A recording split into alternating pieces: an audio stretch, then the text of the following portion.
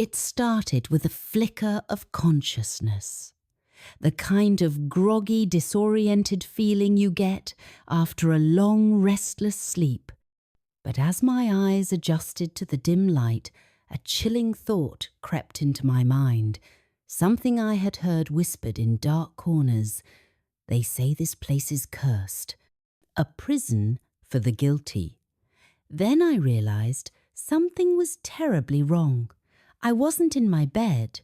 I wasn't even in my house. I was lying on a cold, cracked tile floor, surrounded by peeling walls and the faint smell of antiseptic. It was a hospital, or at least it used to be.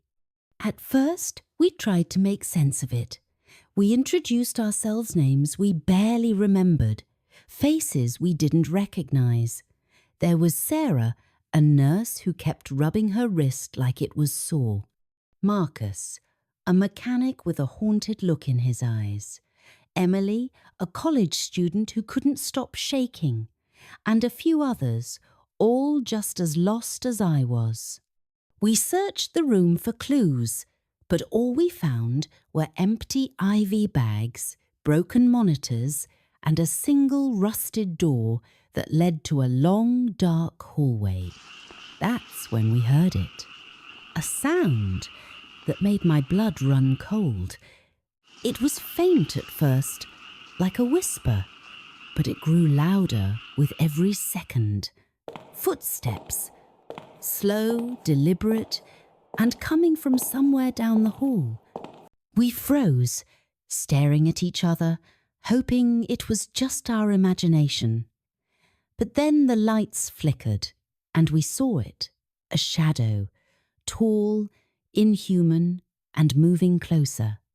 That's when we realized we weren't alone. We didn't wait to see what it was. We ran. The hallway seemed to stretch on forever, doors lining both sides, but none of them would open. The footsteps behind us grew louder, faster, like whatever was chasing us was toying with us. Emily tripped and fell, screaming for us to help her, but when I turned back, she was gone. Just gone. The shadow had swallowed her whole. We didn't stop running until we found a stairwell, and even then, we could still hear it. That sound, like nails dragging against the walls. We barricaded ourselves in an empty patient room, but we all knew it wouldn't hold for long. That's when Sarah noticed something strange.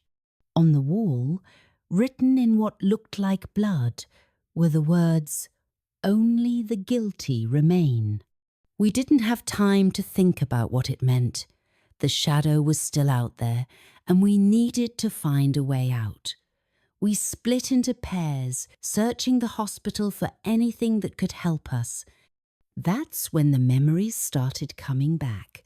Flashes of things we'd done, things we'd tried to forget. Sarah remembered a patient she'd neglected, a young boy who died because she was too tired to check on him. Marcus recalled a hit-and-run accident he'd covered up, leaving the victim to die alone on the side of the road. And me? I remembered the night I lied to the police, letting an innocent man take the fall for a crime I committed. The hospital wasn't just a building, it was a mirror reflecting the worst parts of ourselves. We found a journal in the hospital's administration office. It belonged to a doctor who had worked here decades ago. According to the entries, the hospital wasn't just a band-aid, it was cursed. A place where the guilty were sent to atone for their sins. The shadow wasn't just hunting us, it was us, our guilt, our shame given form.